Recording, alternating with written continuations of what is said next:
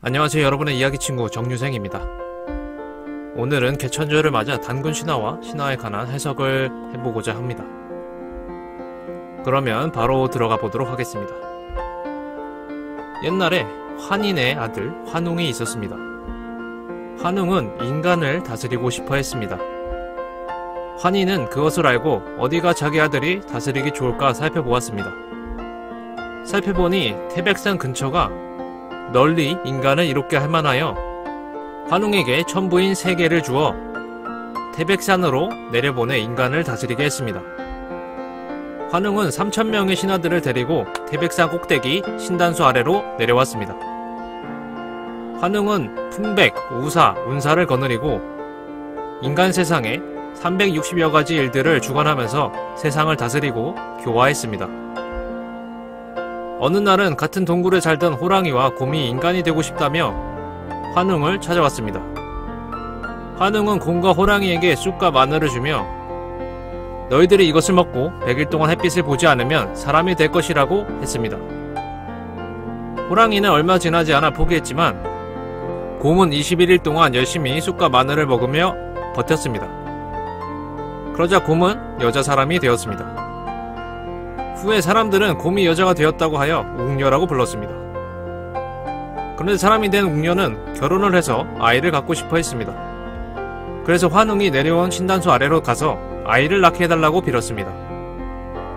이것을 들은 환웅은 잠시 사람으로 변해 웅녀와 결혼하고 웅녀는 아들을 낳았습니다. 그 아들이 바로 단군 왕검이었습니다.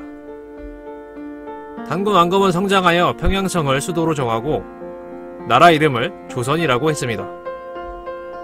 나라를 잘 다스린 단군 왕검은 얼마간의 시간이 흐른 후 수도를 백악산 아사달로 옮겼습니다. 그곳에서 단군 왕검은 1500년 동안 왕을 하다가 또 한 번 수도를 장당경으로 옮기고 자신은 아사달로 돌아와서 신선이 되었는데 그때 나이가 1908살이었다고 합니다. 이 이야기가 단군 신화의 내용입니다. 하지만 우리가 신화의 내용을 곧이곧대로 받아들일 수는 없겠죠? 그러니 잠시 신화의 내용을 분석해 보도록 하겠습니다.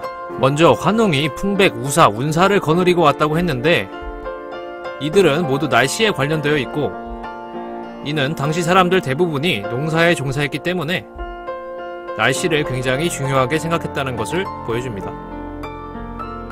또 환웅은 날씨를 관장하는 신하들을 데려온 것으로 묘사되니 그의 부족이 주변 부족보다 뛰어난 기술을 가졌다는 것을 알 수 있습니다.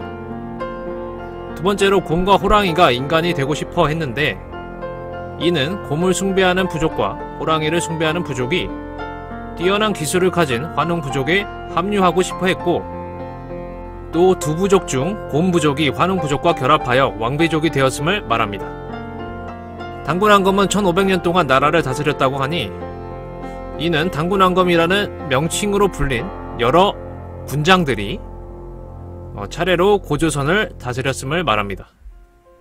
이때 단군 왕검의 뜻은 각각 단군은 제사장, 왕검은 정치 지도자입니다. 이상으로 단군 신화에 대한 이야기를 마치도록 하겠습니다. 시청해주신 분들에게 감사드립니다. 그럼 안녕히 계세요.